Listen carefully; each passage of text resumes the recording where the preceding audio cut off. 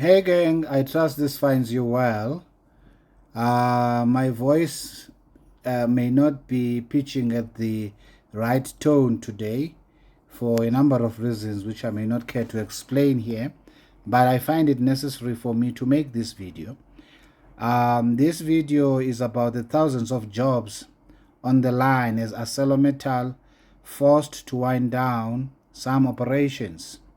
Now, I'd like to take this opportunity to remind you to please click like and subscribe and click the bell for the notification. Now, for those of you who have already subscribed to the channel, thank you very much. It is much appreciated. And for those of you who have not yet done that, please do. And yes, share the video with as many people as possible. We really have a country to save from the communists. Let's get into the story. Steel producer ArcelorMittal South Africa says cost-saving initiatives have not been enough to counteract the cumulative effect of factors like a slowing economy and the country's logistic failures. Bruce Whitfield talks to Cobus Vesta, CEO of ArcelorMittal South Africa, and Donald McKay, director of ZA International Trade Advisors. ArcelorMittal South Africa is set to cut up to 3,500 jobs as it is forced to shut its so-called long steel products business, e.g. railway tracks. The country's biggest steel producer says this wind down will affect long operations at its Newcastle and Vereeniging plants. ArcelorMittal cited the slowing economy, failing energy and logistics systems as some of the contributing factors. It was unable to counteract the cumulative effect of structural market issues at play, the company says, despite a variety of intervention over the past few years to secure its long-term sustainability. These interventions included aggressive cost-cutting activities, increased raw material cost savings, asset footprint modifications, and other productivity initiatives. ArcelorMittal also raised the issue of implementation of preferential pricing system for scrap metal and more recently a ban on scrap exports. Bruce Whitfield gets input from Donald McKay, director at International Trade Consulting Practice, ZA International Trade or XA International Trade Advisors. McKay agrees with the remark that this is one example illustrating how the culminating of years of economic neglect to becoming to fruition at roughly the same time. Quote, I think there's just going to be more of this to come. Nobody wants a factory without electricity, without water, and as infrastructure fails, after many years of neglect, the expected outcome is that some people would say we don't want to be here anymore. Donald McKay, Director, XA International Trade Advisors. Back to Cobus Vesta. Cobus Vesta, the CEO of ArcelorMittal South Africa, says the fundamental problem starts with the lack of economic growth in South Africa, which has translated into negative steel demand. He notes that there has been 20% reduction over 7 years until you get to a point where the capacity outstrips demand, almost 3 times in that sector of the market. We've been in discussions around this most probably for 4 years.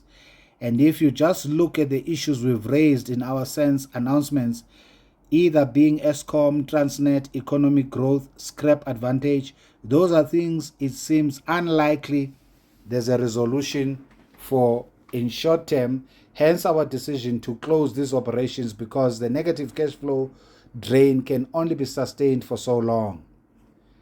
Vesta says this was a difficult decision to make and one that came at a local level. Obviously, it was finally decided by our board, but as big companies work, we consult our experts in the group and they fully agreed that the external structural impediments are just too difficult to overcome. Now, this is very important for you to pay attention to. That is the what? The external and structural impediments are just too difficult to overcome. That means these are the risks that You know, when you talk about risk management, you look at the strategic risks facing the company for its operation that will cause it not to achieve what it set out to do. You look at the operational risks. Then you look at environmental risks. These are normally outside the organization risks, which the organization may not be able to effectively control. So what ArcelorMittal is telling South Africans is this: we are closing the company. They are not closing the company, but they are reducing 3,500 employees so that they are able to sustain themselves in the meantime, meaning within the short period of time, so that they are able to overcome whatever they are faced with right now because of environmental outside impediments that are causing it difficult for them to operate. This obviously must be blamed at the government of the African National Congress. Now you may say that's oversimplification. No, it is not. That is why Ramaphosa was there on the same day as this story was being told here. Now let me take you to the story of Transnet, because Transnet is responsible for what ArcelorMittal is talking about here, because Transnet is responsible for the rail, and this is the steel that ArcelorMittal produces, and they have had a slow in demand of about 20%. That is terrible for any organization. Now, let's get then to why I'm saying we have to blame the African National Congress for this. You are going to see it for yourself. So here's the interview between the CEO, Andile Sangu, and Clement Manyathela. Listen to this. Look at the headline. We have not been transparent. Transnet CEO addresses latest controversy. This is 2 days after Cyril Ramaphosa was at Transnet in Durban, at the port there in Durban. Clement Manyathela interviews Andile Sangu, CEO of Transnet. Transnet has found itself in headlines more frequently over the past few years. If it isn't their 500 billion mess, is their aged equipment creating backlog with 70,000 goods containers stuck, or privatization of their ports? Now this is very important, because I don't know why it's touched the way it is, but hopefully they will touch it better in the story. There is about 70,000 containers that are stuck, and they've been stuck for more than a month. So if there is any inventory there for ArcelorMittal or BMW or VW or Mercedes, that means it's now becoming much more expensive for them. Their manufacturing costs have just jumped up, because you talk about the lead time. The lead time is the time it takes for you to order something to it being delivered to your inventory stores for the purposes of you taking it in for production purposes. So Transnet has a delay of 70,000 containers plus with goods that belongs to different companies. Others are coming in, others are going out. And they've been delayed. They say there's at least a month delay. And that's what Cyril went there. I don't know to do what exactly, right? And he left there saying that the problem will be resolved by February this year. I don't believe him. Okay? I don't think that this problem will be resolved within a space, because February is 2 months from now. Because December, none of those guys will be working beyond the 15th of December. Others have already started pushing their brakes right now as we speak, because today is the 2nd of December. Let's proceed. Listen to this. The reality of the situation is that the state-owned enterprise is at the forefront of logistic crisis. Wait a minute. Remember what I said when I was reading ArcelorMittal. ArcelorMittal said its impediments are outside, and their logistics and the infrastructure that is causing them not to be able to do what they are supposed to do. Okay, let's proceed. According to the South African Association of Freight Forwarders, their inefficiencies have cost the economy more than 100 million a day. Wow. Wow. That means in 100 days, that's R1 billion. You see that? Is that correct? I think so. I stand to be corrected. It's 100 million a day. Wait a minute. No, that's incorrect. A billion. No, I don't have to do such arithmetic. So, okay, perhaps I should, because if I continue without doing this simple arithmetic, you're going to think that, well, why should I really care about that again? Okay, 100 million times 10, that's a billion. So in 10 days, that would be a billion. In 20 days, that would be 2 billion. In 30 days, that is a month, that would be 3 billion. Can you imagine that? Just going down the drain simply because of inefficiencies. Wow. President Cyril Ramaphosa has said, now pay attention to this. President Cyril Ramaphosa has said that efforts are on the way to fix the rail ports to enable the economy to grow faster again. But considering how long the country has been faced with these issues, is this an empty promise? I say yes, it is an empty promise. And if I was a better, I would make a lot of money out of it. Now, Sangu is just 5 months into this role at Transnet. Do you see that? Do you see that? So Sangu has not been there all along. Why? Because, well, you will see it as we further read. While he says that he was eager to tackle the challenges head on, he adds that the extent of the crisis is much bigger than he anticipated. This is largely due to the enterprise not being transparent, open and honest in communicating their problems and challenges. Amongst a plethora of things that need to be fixed, one of their main concerns is improving this to elevate awareness, right? That is to improve their communication and transparency. Indeed, the lost revenue is very substantial. Earlier this year, it was reported that the country lost out on a 50 billion in potential revenue due to the utilities' inability to meet the demand. Sangu confirms there's been substantial loss but can't give the exact figure. Right? We have seen that our turnover has been declining for the past 5 to 7 years. Can you see that that is almost parallel to the duration that ArcelorMittal has been experiencing problems? After looking at their income statement and the turnover of Transnet, things aren't looking good. In fact, their turnover has been declining for the past 5 years. Sangu attributes this to their inefficiency in terms of lacking high-performance culture, cable theft and security issues, equipment that has lapsed their economic life. Wow, this is now beginning to sound like Eskom.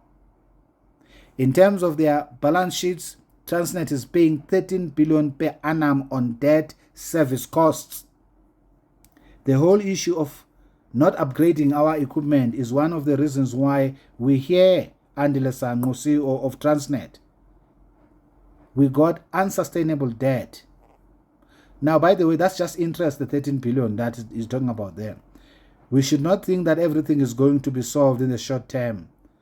That's strange because Ramaphosa said it will be solved by what? February. And the CEO is saying we shouldn't think that way. 2 days after Ramaphosa said it will be solved in February. Can you see the discord? Okay, let's proceed. In Durban, an urgent intervention team has put plans in place to address slow turnaround times affecting the docks and unloading of containers at the port. Dealing with this will require a two-pronged approach. What immediate issues need to be addressed to solve the problem in short term? That means they don't know it. That's interesting. What needs to be done to ensure that Transnet never finds themselves in this situation? Amazing. The latter, according to Sangu, means acknowledgement that all ports do not have to be run by Transnet, but instead could be privatized. Interesting. You're going to fight with the unions there. Not that I care, by the way. We have a problem at the moment, and the problem must be solved. I agree with you 100%. Transnet aged equipment creates a backlog with 70,000 goods containers stuck. Okay? So I think that's the end of the story then here, right? Now, what is important for you to know, Sangu started 5 months ago. Why? Because the guy that was employed by Ramaphosa and failed there left. That's the point that they didn't write on this story. But nevertheless, Remember, I'm getting somewhere with this. I'm showing you this article to take you somewhere. I've showed you that ArcelorMittal is retrenching. Now I've showed you the reason why they are retrenching, because their business model is being sabotaged by the inefficiencies of Transnet, which is being run by who? Government. So what's going on here? Who's sabotaging who here? When you are looking at the facts, who's sabotaging who?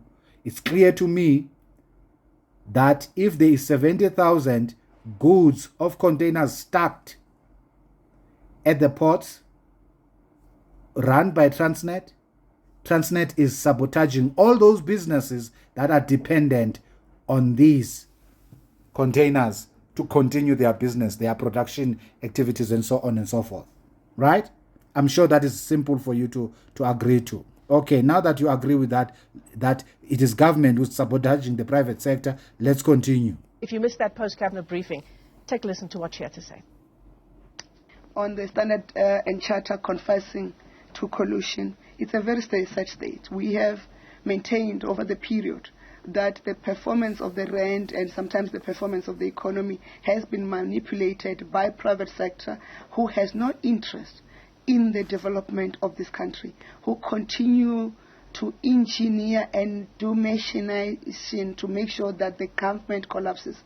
That's why they also self-feed in the narrative that there's a collapsing state, there's a collapsing economy, because that's what they wish for, and their actions do that.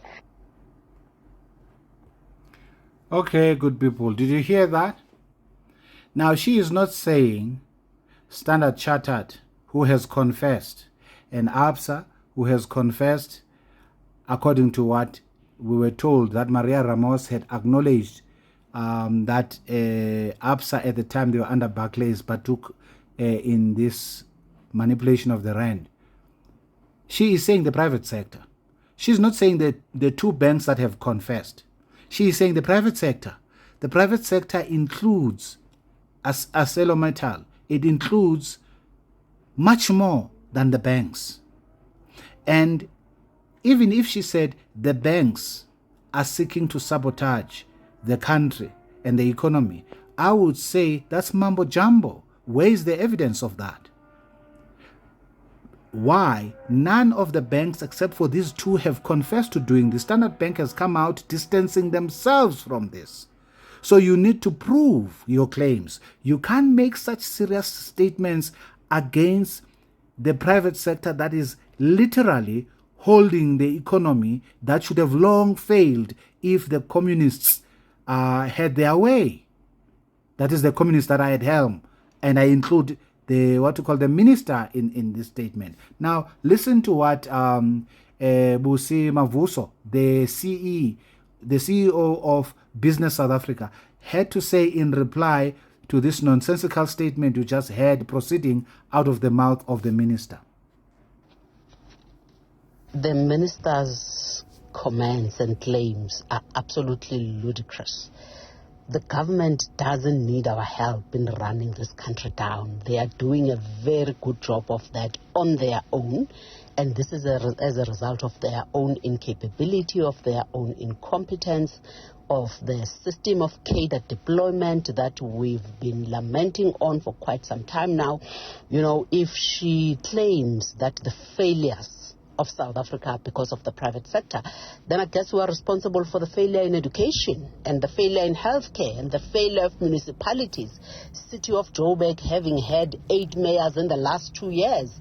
You know, the failure of transport and logistics, the load shedding that we are currently all battling as a country, the water crisis, the fact that you've got thieves masquerading as government officials, and the list goes on. Minister. Now, I want you to hear her response. It's telling. Listen to this. The worst case of the pot and the kettle? What's your response here? I think I better ignore Busi Mavuso, and I think in terms of business, we'll stick with the comments made by Kes Kovadia, and she's not worth responding to. And what I need to explain is that there is... The CEO of Business South Africa is not worth responding to. Yet she gave you such an indictment. And this indictment happens to be factually correct. This is amazing. These are the people who are supposedly, whom we're supposed to respect as leaders. They can utter nonsensical statements that business, we've been saying it for a long time. They, you know what they are doing.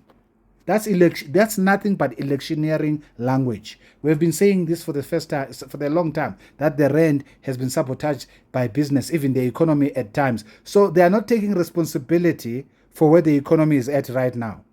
The fact that there's 70,000 goods stacked in containers in Durban. They're not taking. Can you see that?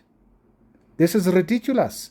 Now let me show you something else then, because remember I've already showed you and you that it's business being sabotaged by government, not the other way around. By what is happening in the port there at Durban, clearly that is sabotage of business. Let me give you further evidence to that effect.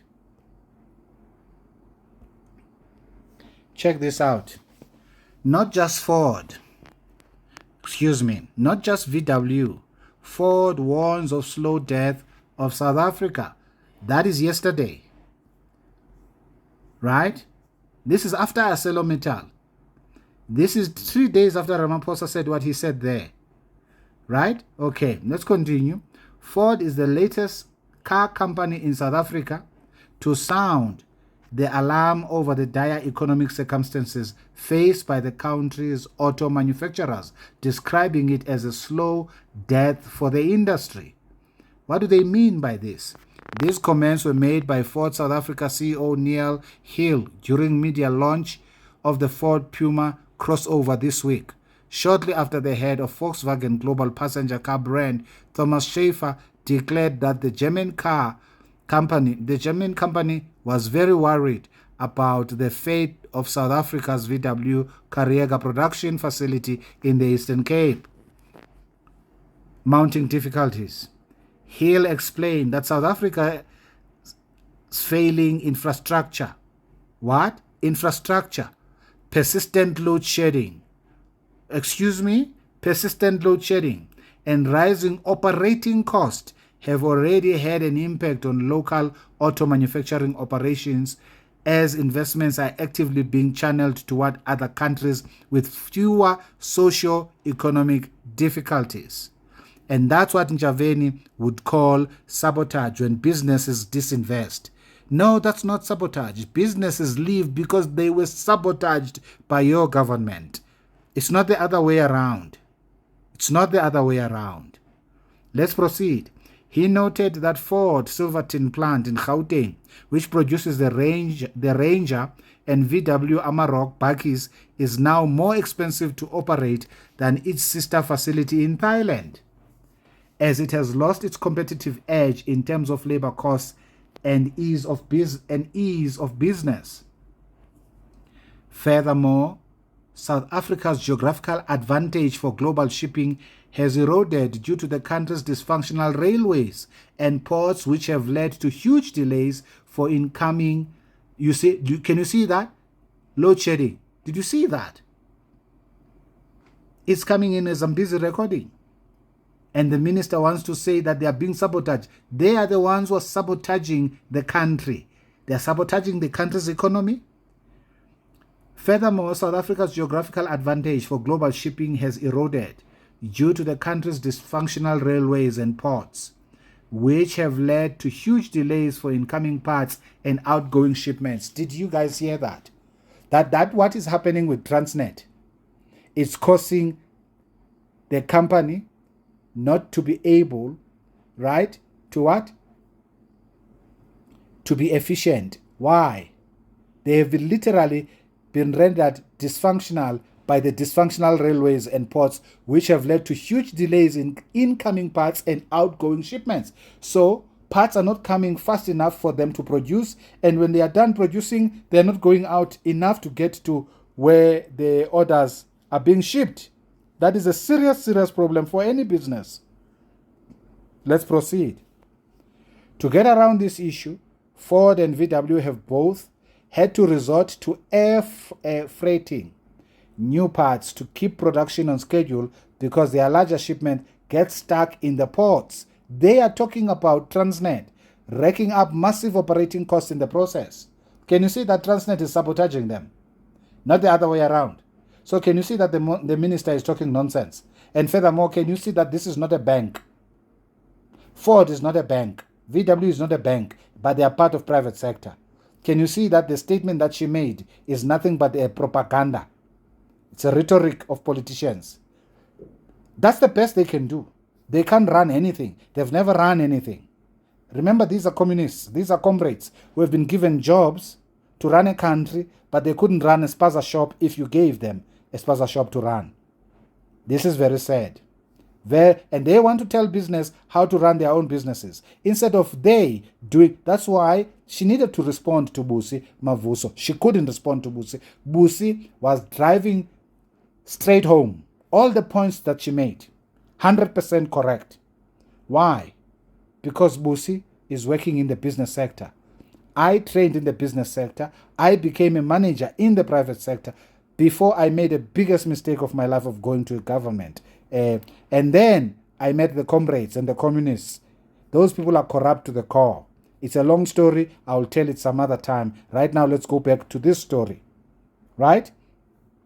To get around this issue, okay, well, I read that. We are a volatile, high-risk country where government is not enabling business. There you go. There you go. They think that when they read things like this, no, these are politics. Maybe these people are in this with the DA. That's their mentality. They can't even separate fiction from fact because to them, everything is about politics. Let me tell you something, Javeni and Ramaphosa. In case you ever listen to this or it's ever brought to your attention, I don't know what's the likelihood of that. But nevertheless, because it's going to be on YouTube, you may come across it. Let me tell you something. Make a call to Donald Trump, Ramaphosa. Firstly, apologize for bad-mouthing the man and ask him to help turn the economy around, seeing that you are completely clueless. The man has the ability. Lose your attitude towards the man. Nevertheless, let me come back then to our reality. Because we do have a solution, by the way. Remember what is our problem. Transnet is going to tell you that those things are stuck there. Maybe load shedding is contributing to Transnet's problems. So Transnet itself is being sabotaged by Eskom. Can you see that? Eskom is being sabotaged by President Ramaphosa. How do I mean by that? President Ramaphosa removed one of the only two CEOs that stopped load shedding in this country for 3 solid years, Matsela Koko. He removed him when he was a deputy president and he had just won elections, knowing fully well he has a political clout now, political authority over Zuma. He is going to be the president in the next few months. Then he set up a certain structure over Eskom and asked people to dismiss Matsela Koko. Matsela Koko was dismissed. He went to the labor court. The matter is documented. It's there in black and white. The media did not write the articles as they ought to have written them, but nevertheless, it doesn't matter how they wrote them. You can't, from reading the nonsense that they wrote, miss the fact that Ramaphosa used political authority to influence Eskom to remove one of the only two CEOs that stopped load shedding immediately, and for 3 solid years. And now what? Koko went to the labor court. He won the matter. And did Ramaphosa want him there? No. Instead, Ramaphosa conjured up another story with NPA. This is abuse of state resources. For 5 solid years, a cloud has been hanging over Koko's head of a corruption.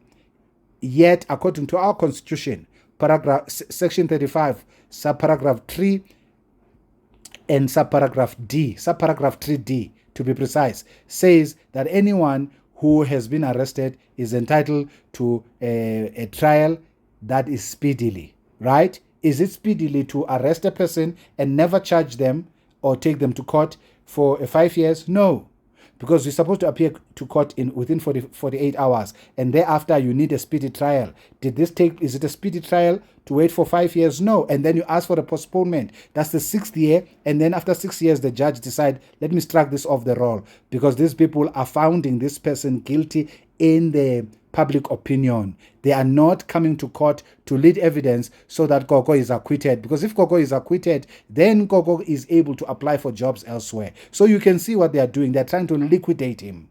Literally, Ramaphosa is trying to make sure that you're not going to work for Eskom and you're not going to work for anybody, because now you have the accused tag hanging around your head. Think about what I'm telling you guys. So Ramaphosa's feud with Gogo, because of Ramaphosa's pride, affects ArcelorMittal having to fire 3,500 people.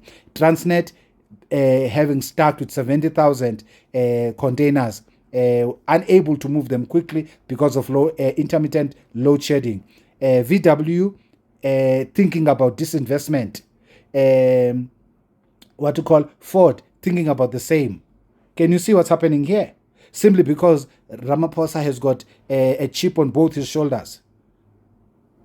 It's not supposed to be like that, good people. It's really not supposed to be like that. And I'm not quite sure what happened to the spirit that was dominant amongst us when I was growing up. Because right now we were supposed to Ramaphosa was just supposed to resign.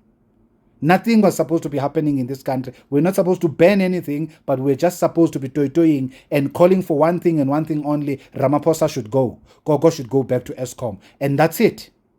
Now, am I saying Gogo is not guilty? Well, Gogo is supposed to receive a presumption of innocence until it's proven otherwise. Ramaphosa has taken a scenario of abusing authority by charging the man and not trying him for 5 solid years. That is completely unconstitutional. That is why the judge struck the thing off the roll until they re-enlist it. Once they re-enlist it, they will still have to take it to trial and lead evidence, and the man might still be acquitted, and this might be after 10 years. Think about what I'm saying to you. But in this 10-year process, Ramaphosa would have denied Gogo an opportunity to earn a living. Is that humane? That is wickedness. That's a definition of wickedness. Okay, I don't want to be hot under the collar here. I'm just giving you this for you to understand that this is what is happening here. I'm not making up a story. I'm telling you history that people who read newspapers would have known. Nevertheless, let us proceed. So we are a volatile, high-risk country. The government is not enabling business. Did you see that?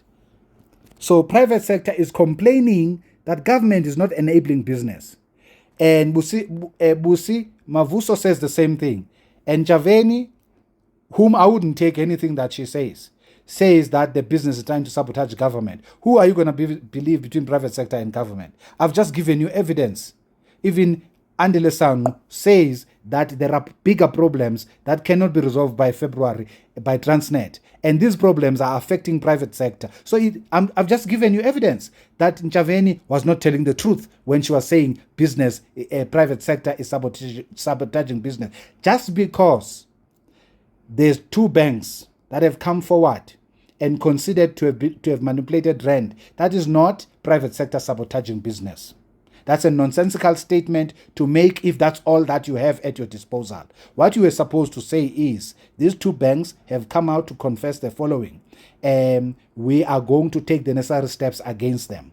Okay? Or whatever evidence that they might have, gather it. And if there's more, fine, deal with them. Find them, whatever the case may be. But don't come up with big statements that are false, simply because you are trying to cover that you are the ones who are really sabotaging business. Okay, that is the reality of what we are dealing with, and is gravely, gravely concerning. Ford and VW are 2 of the 7, soon to be 8, car companies that have assembly plants here in South Africa alongside BMW, Isuzu, Mercedes-Benz, Nissan and Toyota. According to the National Association of Automobile Manufacturers of South Africa, the vehicle production sector is responsible for roughly 20% of all manufacturing done in South Africa, contributing about 6% of the country's GDP in the process. You don't want to mess up with these people. Not at all. Why? Because of how many families are they feeding? It also employs about 110,000 people directly, which forms part of an estimated 457,000 jobs formed across various levels of the local supply chain. What does that mean? That means the parts that these cars use to run. So directly they employ 110. And then the other 357 comes from their parts. And then you talk like the way Nchaveni was talking, that these people are sabotaging the economy. What are you talking about? Why are you even a minister? We need engineers. We need qualified engineers, qualified doctors, qualified accountants, qualified auditors, qualified managers in government. Beread government of all the ministers and the MECs who are comrades. Get rid of them. Because what's the point of having a minister that knows nothing about the department in terms of content, academic content, in terms of, my view is pretty simple. A person that is supposed to be a minister is supposed to, at the very least, have a master's degree on the subject that that department deals with. If you are a doctor, you are the MEC or Minister of Health, you're supposed to be a doctor. Nkosazana Zuma was a doctor. You're supposed to be a doctor, a medical doctor. Okay? There's no way you are supposed to be a Minister of Health. Nevertheless, that's my view. That's my opinion. Otherwise, you're wasting time. You have somebody who's running roads and transport. They know nothing about it. You have a minister who is a Minister of Treasury. He knows nothing about economics and accounting or business economics. That person is useless. Okay? That person is useless. They shouldn't be there. Nevertheless, we have a minister that is apparently undismissible. Godan. We don't even know what his qualifications are. I'm told that he's an engineer. What is he doing then? With all what is happening there? If he really is an engineer, what is it? What input has he given? None whatsoever. Nevertheless, it's possible that he's not an electrical engineer. It's possible that that's just a lie, or he's never worked as an engineer, because there are some people who've got qualifications and they've never used them. Nevertheless, let's come back to this. So earlier this week, VW, wait a minute, did I read over there? I think I did. Earlier this week, VW South Africa, chairperson and managing director Martina Obine, elaborated on the German company's stance on South Africa, saying that it was no longer a good candidate for investment due to the logistical issues with the country's rail and ports, and because of the high cost of running generators to mitigate the effects of load shedding. Good people, are you hearing this? Are you hearing this? She said VW has already spent 130 million on diesel generators to keep Kariega running, and that this is money that could have been used to invest in the production of a third vehicle here alongside the Polo and the Polo Vivo, an endeavor that has now been delayed. That means more jobs created. That's what that means. And now it had to be delayed. Why? Because Ramaphosa does not like Coco? Wow. Think about what I'm telling you. Really think deeply about it. Am I saying that if the man is corrupt, that should be ignored? No, that's not what I'm saying. But remember, the presumption of innocence is in our constitution. So Ramaphosa had no business getting rid of this guy and then use the apparatus of the state to pursue him, to create a false impression publicly that the man is guilty of some wrongdoing, and then he spends more than 5 years never prosecuting him successfully. Guys, that is a crime being perpetuated against a human being, and we are quiet. Why? Well, you are quiet because I'm talking about it. Now let's proceed. At the same time, the national government's sluggish response to producing legislation for the electric vehicle has made other African countries like Egypt and Ethiopia, which have an EV production incentives, a much more appealing candidate for investment, she said. Wow. So I have this question that I have asked many people and they have not been able to answer it. And it's a hypothesis. Hypothetically, imagine that when Ramaphosa took over South Africa in 2018, he was given a mandate by whomever to destroy our economy. What would he have done differently since he took over up until now? Did you hear what Busima Vuso said? Government does not need help. They are destroying the economy all by themselves. What would he have done differently since he took over? Observe how many jobs is he about to lose the country right now, over and above the ones that he has already lost in COVID, when he literally forced closures of so many small, medium enterprises who couldn't be sustained by the closures that took place during COVID. You remember that? And now he's going to close the big conglomerates to create utter poverty in the country. Can you see that? So it's not only ArcelorMittal. Wow. Things are a bit more positive for Ford, as it recently announced it would be investing $5.2 billion at Silverton in preparation for the production of a plug-in hybrid Ranger starting in late 2024. But remember, that could change based on the load shedding nonsense that Ramaphosa is ensuring that it continues, because, as Matela Koko said, his sin was not to sign for the company that Ramaphosa was a chairperson of, or he has shares in, and allow them to be a service provider, a supplier of coal. That is his sin. And that's the president of our country. Can you see that? However, Hill warned that these financial commitments from the Blue Oval's parent company are not guaranteed, and that if economic conditions do not improve, there you go, there's a very real chance that more car makers may decide to cut their losses in South Africa and head elsewhere. It's getting harder and harder to convince our principals that South Africa is a place worth doing business with. My goodness. Wow. Guys, can you see the urgency of us rescuing our country from these communists? Really, we need to, today I saw a decision made by the High Court in Pretoria to say load shedding is a violation of our human rights. And then they mention certain areas, including their courts, that shouldn't load shed when there is load shedding. I think what may be missing in that decision is to say private sector shouldn't load shed when there is load shedding, because those are the people that causes us to eat, to be able to go to court, to be able to do all the things that we do, like going to the hospital and so on and so forth. Private sector creates jobs. Government does create jobs, but not to the extent of the private sector. Make no mistake about it. These guys alone have employed 500,000 people. And this is not the entire private sector. These guys alone have employed 500,000 people. There are no banks involved in this. Can you see that? Standard Bank alone employs 50,000 people. That's why you ought not to talk against them anyhow. I think that the African National Congress has overstayed its welcome.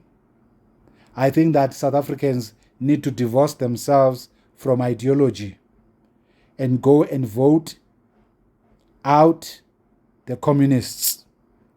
That includes current communists and would-be government communists like the EFF. We shouldn't allow... Look, you obviously have to think deep about the things I've shared with you here. If you think the EFF can turn this around, I think you've just wasted 40 plus minutes of your time listening to me. Because an EFF, well, is no different from the ANC's EFF light. If we thought that the ANC was corrupt, they would look like a kindergarten child if the EFF were to become a government. Hypothetically, if I were now to hypothetically entertain Malema's delusion that he will become a president, then you would see something you never thought. You would literally say the ANC were saints. Literally, that's what you would say. So please don't practice that foolishness. Okay? Do not vote based on your skin color. Your blackness is not going to put jobs on the table for you. And in case you didn't notice, these investors that are employing most South Africans are white. So your racism is not going to help you. Their disinvestment is nothing new. We already have a blueprint in Zimbabwe where the disinvestment completely killed the economy of the Zimbabwe. Do you think Zimbabweans are in South Africa because they love you or they love your country? No, they are here because they have no choice. And you also would be elsewhere tomorrow when Julius Malema, or if the ANC takes over again, you also will be in a foreign country because these guys are going to disinvest. I think it's time for us to be patriotic to our country, not to listen to rhetoric of politicians who cannot do anything. We have seen what the Democratic Alliance can do in the Western Cape, and we have seen new parties forming like the Action SA and the Patriotic Alliance and Rise Africa and BUSA. We are seeing all these political parties that are coming up. Let's give them a chance to run this country, because there's many leaders amongst them who are not corrupt, who hate corruption. Let's give them an opportunity to run this country. In any case, a democracy that has one political party that is dominant is really not a democracy. That is how we managed to get to where we are. All the criminals are masquerading as political office bearers. It's not me saying that. Busima Vuso said that. And by the way, you don't have to take any word for it. You can go to the Zondo Commission. You look at the report of Zondo. If you don't like reading, go back to the commission itself. The videos are still there. Watch agrees in naming them by name and surname one by one. Nevertheless, I think it's time. It's time to go back to our UDF mode. Organize ourselves. We have only one common enemy, the ANC. Whether it's the ANC light or the ANC radical, which is the Youth League that is masquerading as economic freedom fighters. We have one enemy to get rid of, the African National Congress and its Youth League. Let's rid ourselves of such communists, and then that way we should have a flourishing country. Those ports, if right people are employed there, those ports are going to operate within a space of what we call a good 8 months to 12 months. They'll start operating. At least when there is that hope, VW will see a need to hang 10. When Coco is back, they will not be spending 130 million on diesel, and so on and so forth. And you know what? It doesn't have to be Coco. Mulife stopped load shedding. It's Mulife. I said there's the only other guy. There's two guys that stopped load shedding. It's Mulife and Coco.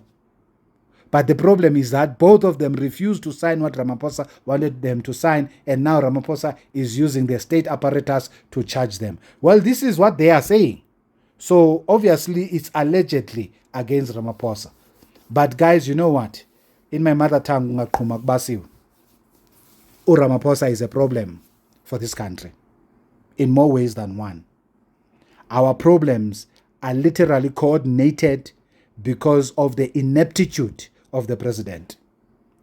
There is something that I learned when I was a young professional. It's called unconscious incompetence. The president is incompetent and he doesn't know it. Either that's the case or he is deliberately sabotaging the country. According to my hypothesis, if the president was given a mandate to sabotage the country, what would he do differently? Either that, which we don't know for a fact, hence it's a hypothesis, but we're looking at the evidence. The results are saying one of these two things is true. Either it's his ineptitude or he is unconsciously incompetent. Right? Which is the first one, which is the ineptitude, or he is deliberately sabotaging the country. Nevertheless, thank you for listening. Thank you very much for your time. Please share the video with as many people as possible. We have a country to save from these communists. Remember that. So let us unite. We have a common enemy. It doesn't matter what it calls itself. It doesn't matter its name, but it's the communists. Whether it calls itself COSATU, whether it calls itself African National Congress, whether it calls itself EFF, it's the communists. Let's rid ourselves of these communists. Okay, let me love you and leave you. Ciao, ciao. Have a blessed weekend. Further. Bye for now.